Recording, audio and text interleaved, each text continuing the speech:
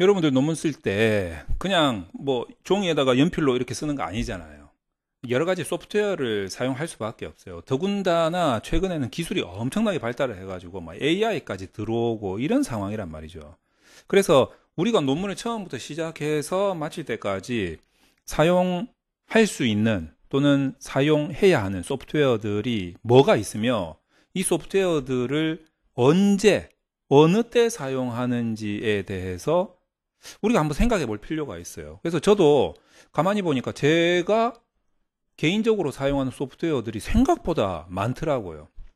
물론 이제 상황에 따라서 어쩔 때는 이 소프트웨어를 사용하고 어쩔 때는 저 소프트웨어를 사용한다 뭐 이런 거는 있지만 어쨌든 제가 다루어야 할 그리고 다룰 수 있는 소프트웨어들이 그래도 많더라고요. 뭐 사실 따지고 보면 그보다 더 많이 있겠죠. 제가 할 수 있는 것만 하더라도 상당히 꽤 되더라고요. 그래서 이제 그거 위주로 해서 우리가 논문 시작부터 끝까지 어떤 소프트웨어들이 어느 때 주로 들어가는지를 한번 교통정리를 한번 해볼 필요가 있어요. 그래야지 여러분들이 이 소프트웨어가 요럴 때 써먹는 거였더라 이런 느낌이 좀 들 수 있기 때문에요. 그래야지 헷갈리지가 않거든. 자, 그 점을 좀 설명을 좀 드리도록 하겠습니다. 자, 우선 뭐 기본적으로 생각해 볼 수 있는 부분이 어떤 게 있냐면 우리가 논문을 처음에 주제를 선정해야 되는 것부터 연구가 시작되지 않겠습니까? 그래서 이제 주제 선정. 물론 주제 선정에 있어서 제일 먼저는 뭐 연구자 어떤 개인적인 그리고 연구자 뭐 전공과 관련된 뭐 학술적인 요런 관심사 여기서부터 이제 시작이 되겠죠. 그러면서 조금 내가 정보라든지 어떤 그 아이디어를 얻기 위해서 옛날에는 좀 이게 불가능했었는데 지금 좀 가능한 게 뭐냐면 야 정보 좀 찾아와봐 내가 이런 거를 좀 할 수 있을까라고 하는 아이디어 수집원 조수를 쫄따구를 한 명 둘 수가 있습니다. 그게 뭐냐면 챗GPT죠. 저는 뭐 유용하게 사용하고 있습니다. 그래서 이제 AI를 이용해 가지고 우리가 처음에 주제 선정할 때 뭐 우리가 잘 몰랐던 정보라든지 아이디어 이런 것들을 계속 대화를 하면서 얻을 수 있지 않겠나라는 거예요. 그래서 요럴 때 우리는 주로 어느 부분에 관심을 가지고 자료 조사를 하느냐, 생각을 하느냐, 주로 보면은 뭐 꼭 그렇다는 건 아니지만 주로 보면은 뭔가 모르게 연구를 할 대상 그리고 그 대상이 가지고 있는 어떤 문제 이런 부분에 대해서 주로 주제로 다룰까 하면서 생각을 하거나 정보를 찾게 되더라 이렇게 되는 거죠. 자, 그래서 요 이후에 어떤 작업을 거치게 되냐면 이제 학술적인 냄새를 솔솔 풍기기 위해서 선행연구조사를 합니다. 뭐겠습니까? 이 대상이 그리고 이 대상이 가지고 있는 이런 문제와 관련된 키워드를 가지고 검색을 한다는 뜻이겠죠. 그래서 선행연구조사를 어디서 하느냐? 주로 보면 국내 문헌은 뭐 저 같은 경우에는 이제 리스를 제일 많이 사용하는 것 같아요. 뭐 그럴 수밖에 없는 거지. 그리고 국회 전자도서관도 있긴 있지만 할 수는 있는데 저는 사실은 잘 사용하지는 않아요. 근데 할 수는 있어요. 야, 그리고 이제 민간에서 하는 DBPI 있죠. 요것도 뭐 검색을 좀 하는 편입니다. 그리고 뭐 키스 뭐 이런 데도 있고요. 요거 말고도 좀 많이 있어요. 여러 가지 사이트가 좀 있긴 있습니다. 근데 뭐 주로 이제 리스에서 많이 좀 사용을 하는 편이다라고 말씀을 드릴 수가 있겠어요. 그리고 이제 국의 논문들은 제일 많이 쓰는 거는 뭐 저 개인적으로는 구글 스칼라 많이 쓰죠. 그리고 이제 의과학 분야에 대해서는 의학 뭐 이런 거 있잖아요. 뭐 이런 부분에 대해서는 외국 논문은 아무래도 되게 유명한 펍메드라는 사이트가 있습니다. 이제 펍메드라고 검색을 하면 나오거든요. 이제 이런 데서 이제 의학, 과학 이런 연구들을 많이 찾게 돼 있어요.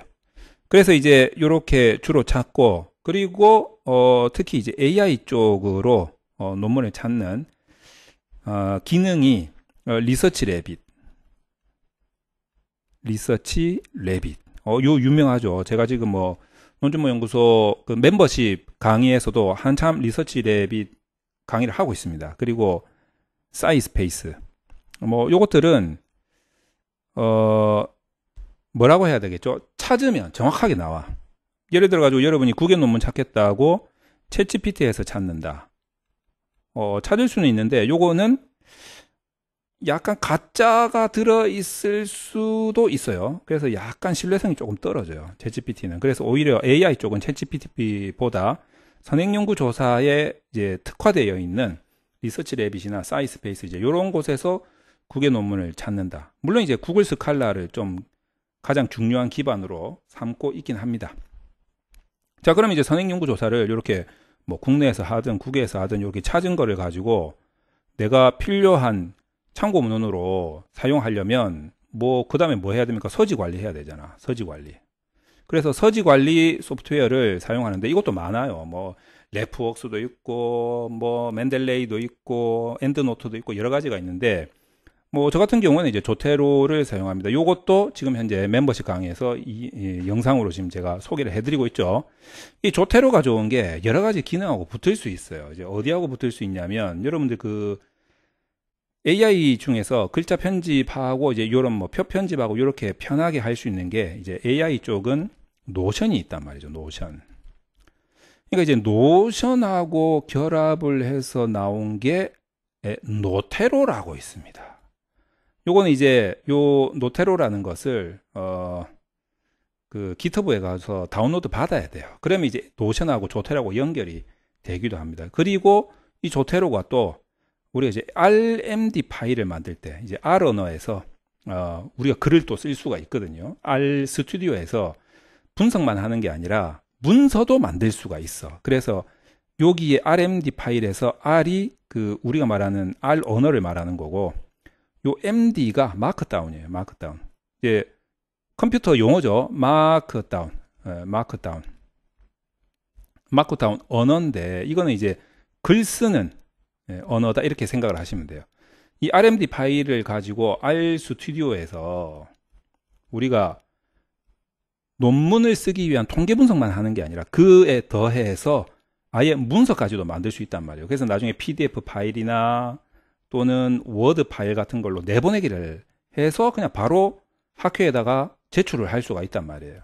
그때 참고 문헌을 조테로하고 연결을 시킬 수 있다. 그래서 서지 관리가 되게 편하게 될 수가 있다는 겁니다. 그리고 또 조테로는 또 뭐하고 연결이 될 수 있느냐? 우리 이제 오피스 프로그램 중에서 워드, 워드를 쓰시는 분들은 워드에서 조테로를 불러올 수가 있어요. 그래서 서지 관리가 되게 편하죠.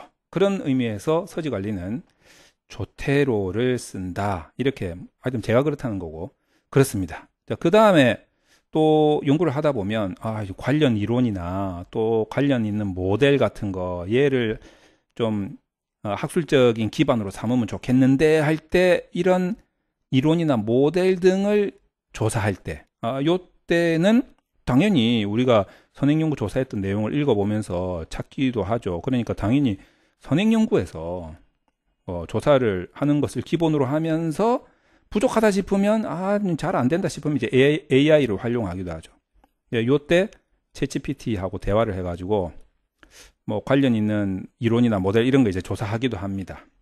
자, 그래가지고 막 여러 가지 이제 인용문들 가지고 오고 뭐 이제 마침 글을 쓸 때가 온단 말이죠. 그러면 이제 그런 글감을 얻고 보통은 이제 논문 잘 쓰는 사람들은 자기가 바로 글로 만들어서 써요. 근데 이제 글빨이 좀 약하다 이러면 이 글감을 글감 얻기 그리고 또 편집을 하는데 글을 다시 또 편집하는데 뭐 느리고 줄이고 뭐 이런 거 도움을 받을 수 있는 AI가 있죠. 이게 바로 챗 GPT에서 글감을 좀 얻고 또 편집하는 데는 또 노션이 또 기가 막히다 이거죠. 노션 AI. 그래서 이런 거를 통해서 글감도 얻고 편집도 얻고 뭐 물론 이제 연구자가 자기가 직접 나중에 다 교정 봐야 됩니다. 다 하나하나 읽어보고 다 교정 봐야 됩니다. 자, 이렇게 이제 돼가지고 우리가 진행을 하고 그 다음에 이제 분석을 한다라고 했을 때 이제 분석 쪽은 요걸 좀 지우고 따로 설명을 드릴게요. 이제 분석을 한다 이거지. 자, 분석을 한다고 했을 때 첫 번째 이제 양적 연구를 해서 양적 분석을 하시는 분들이 있잖아요. 그때 자료 수집을 주로 뭐 설문조사 하시는 분도 있어요. 설문조사 할 때 이 설문조사를 뭐 직접 할 수도 있지. 근데 요새는 또 온라인으로 많이 한단 말이죠. 온라인으로 할 때는 뭐 구글 설문지 같은 거 이런 거 많이 쓰죠. 그리고 또 뭐 네이버 설문지도 저는 사용은 안 해봤는데 네이버 설문지를 만들어서 쓰시는 분도 계시더라고요. 그리고 이제 뭐 패널 데이터 이미 만들어져 있는 거 정부 기관에서 이제 만들어진 패널 데이터가 있죠. 요거는 이제 주로 보면은 어떤 그 종단 연구의 좀 목표가 좀 있긴 해요, 사실상. 그래서 뭐 횡단 연구를 못한다 이런 거 아닙니다. 횡단 연구도 할 수 있는데 종단 연구 그러니까 이제 약간 시계열 같은 느낌으로 주로 많이 써먹기도 합니다. 그런 패널 데이터를 할 수도 있고 그리고 이제 요즘에는 이제 또 유행이 뭡니까? 텍스트 마이닝. 예. 요게 뭐예요? 이제 결국엔 이제 AI하고 좀 관련이 있는 거잖아요. 그 머신러닝이라든지 또는 딥러닝 같은 거 뭐 요런 거 포함해서 텍스트 마이닝 요런 분석을 할 수도 있으니까 뭐가 자료가 수집이 돼야 되겠어요? 텍스트가 수집이 돼야 되겠지. 텍스트. 예, 뭐 요런 텍스트 수집 같은 것도 양적 연구에서 자료 수집으로 써먹을 수 있다. 그러면 수집된 자료를 이제 분석을 해야 될 거 아니에요? 분석을 할 때 우리가 써먹을 수 있는 게 기본적으로 이제 엑셀도 있고, 그 다음에 이제 R 언어, 요건 이제 R 스튜디오라는 툴을 가지고 R 언어를 사용해서 코딩을 해서 이제 분석을 할 수 있는 것도 있고, 똑같이 파이썬도 있죠. 예, 파이썬은 저 같은 경우에는 파이썬 언어를 어떤 툴을 사용하냐면 주피터를 사용합니다. 주피터 노트북 요거를 사용해 가지고 그러니까 R 언어에 R 스튜디오가 있다면 파이썬에 뭐 다른 것도 많이 있지만 저 같은 경우에는 주피터 노트북을 사용한다 뭐 이렇게 되겠죠. 그 다음에 이제 R 언어 계통이 학술적으로 많이 사용됩니다. 그러니까 R 언어는 약간 학술적인 느낌이 좀 많고 파이썬은 약간 비즈니스적 비즈니스적 느낌이 좀 많아요. 자, R 언어 기반으로 만들어진 소프트웨어가 이제 자모비, 제가 좋아하는 자모비, 그리고 제스프, 뭐 이런 프로그램들이 다 무료입니다. 여기 전부 다 무료. 무료 소프트웨어죠. 그리고 이제 유료 소프트웨어 중에는 제가 좀 좋아하는 게 스마트 PLS, 그리고 이제 윈스텝스 뭐 이런 것들. 윈스텝스는 그 문항 적합도 분석, 문항 반응 이론이죠. 이런 거 할 때 윈스텝스를 쓰기도 합니다. 이런 분석들이 자모비나 제스프로 들어왔으면 좋겠는데 들어오긴 했는데 윈스텝스만한 기능은 아니에요. 그리고 이제 PLS 분석도 자모비나 제스프에 들어오면 좋겠는데 있기는 있어요. 제스프에 있긴 있는데 스마트 PLS 같이 좋은 기능은 아니에요. 그래서 스마트 PLS나 윈스텝스가 이제 유료이긴 하지만 좀 즐겁게 사용을 하고 있다라는 거고, 또 한편으로는 유료인데 왠지 자모비하고 제스프한테 좀 뒤지는 느낌이 있는 그런 프로그램들이 이제 뭐 SPSS나 에이모스나 뭐 이런 이제 프로그램들이 아주 대중적인 프로그램이죠. 지금까지 굉장히 많이 사랑을 받아왔었던 이제 뭐 이런 프로그램 등등이 있습니다. 자, 그리고 분석에서 이제 두 번째 질적 연구. 질적 연구를 위한 분석에서 첫 번째 자료 수집. 자료 수집은 여러분 이제 인터뷰 같은 거 할 거 아니에요. 인터뷰를 그냥 뭐 녹음기 들고 하는 시대는 지났잖아, 이제는. 그러니까 주로 보면 이제 스마트폰 가지고 스마트폰 안에 네이버 클로바라는 앱을 깔아가지고 이게 나중에 PC하고도 연동이 된단 말이에요. PC, 컴퓨터하고. 그럼 여기서 휴대폰에서 스마트폰에서 녹음을 한 것이 PC에서 녹음 파일도 있지만 텍스트 파일도 자동으로 딱 나온단 말이에요. 그러니까 우리가 이 과정에서 예전에 그렇게 쇠가 빠지게 했던 전사, 밤 새워서 그냥 타이핑했던 그 전사 작업을 할 필요가 없게 됐다. 자동으로 해준다. 이게 누가 했던 말인지 옆에까지 다 적혀 있단 말이죠. 그래서 그런 게 되게 좋습니다. 그리고 이제 인터뷰뿐만 아니라 무슨 여러 가지 관찰 했으면 뭐 관찰 기록지 같은 거 뭐 이런 것도 있겠죠. 기록지. 뭐 이런 것들을 통해서 이제 우리가 수집을 합니다. 그러면 이 수집한 거를 가지고 코딩을 해야 될 거 아니에요.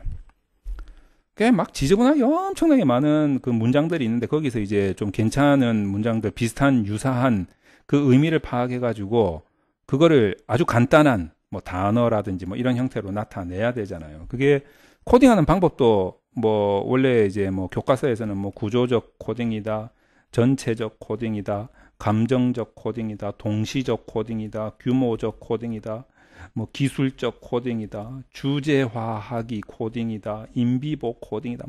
엄청나게 많은데 뭐 이런 거 뭐 굳이 뭐 저는 이렇게까지 나눌 필요가 있나? 그냥 알아듣기만 하면 되는 거지라는 생각이 좀 뭐 들긴 합니다. 아직 뭐 그렇게 질적 연구에 대해서 대가의 수준은 아니기 때문에 그렇게 생각하는지는 모르겠는데 어쨌든 이제 이런 코딩을 좀 하는 데 있어서 도움을 받을 수 있는 소프트웨어가 있죠. 분석 소프트웨어.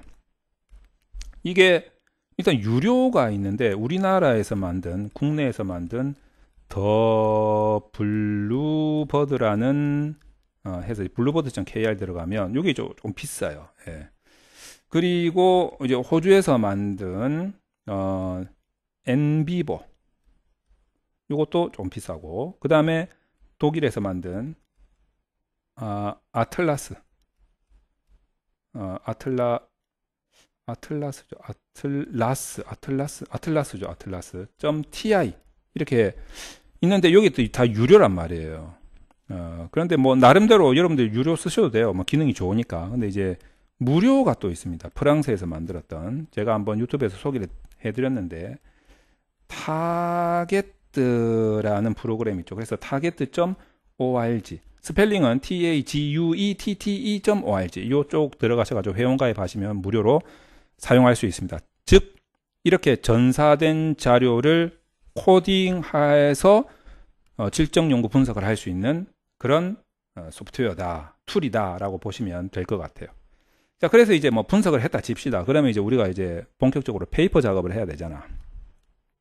페이퍼 작업하면 처음에 이제 표 편집 같은 거 어디서 할래 이거예요. 표 편집. 이것들은 뭐 기본적으로 여러분이 가지고 있는 오피스 프로그램 뭐 한글이든 워드든 여기서도 할 수 있고 저는 엑셀에서 주로 표 편집을 많이 합니다. 그리고 좀 간단한 것들은 챗GPT에서 해줘 하면 또 해주기도 하고요.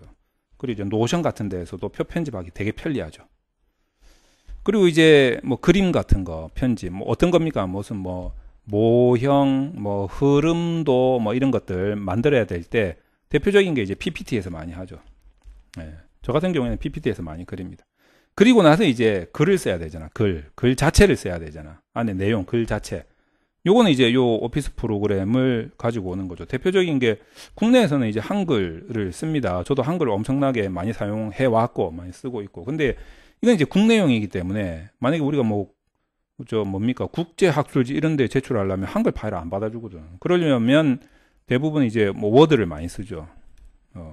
그리고 이제 워드로 뽑아낼 수 있는 제가 아까 말씀드렸지만 RStudi오에서 RMD 파일을 만들어 가지고 하기도 하고. 어쨌든 이제 요 두 개는 장점이 뭐냐면 서지 관리 프로그램하고 연결이 되어 있다는 거죠. 조테로하고. 그래서 참고문은 달기가 쉽다. 출처 달기도 쉽고 참고문은 정리하기도 좀 쉽다. 뭐 이런 장점들이 좀 있습니다. 자, 그래서 자 이와 같은 제가 소개시켜드렸던 소프트웨어들을 제가 일정 정도는 사용을 하고 있더라고요. 그래서 여러분들도 이거를 참고를 하셔가지고 내가 좀 연구를 좀 깊게 한번 들어가 보고 싶다. 이런 논문을 계속 쓰고 싶다라고 하시면 제가 말씀드린 요 정도의 소프트웨어들의 연결 구조, 논문 시작에서 끝까지 요거는 조금 뭐 내가 사용을 하든 안 하든 그게 중요한 게 아니고 그냥 알고는 계시는 게 나중에 헷갈리는 상황에 처해 있지는 않게 될 거다. 알고는 있는 게. 그래서 그런 부분에서 좀 도움이 되시라고 제가 말씀을 드렸습니다.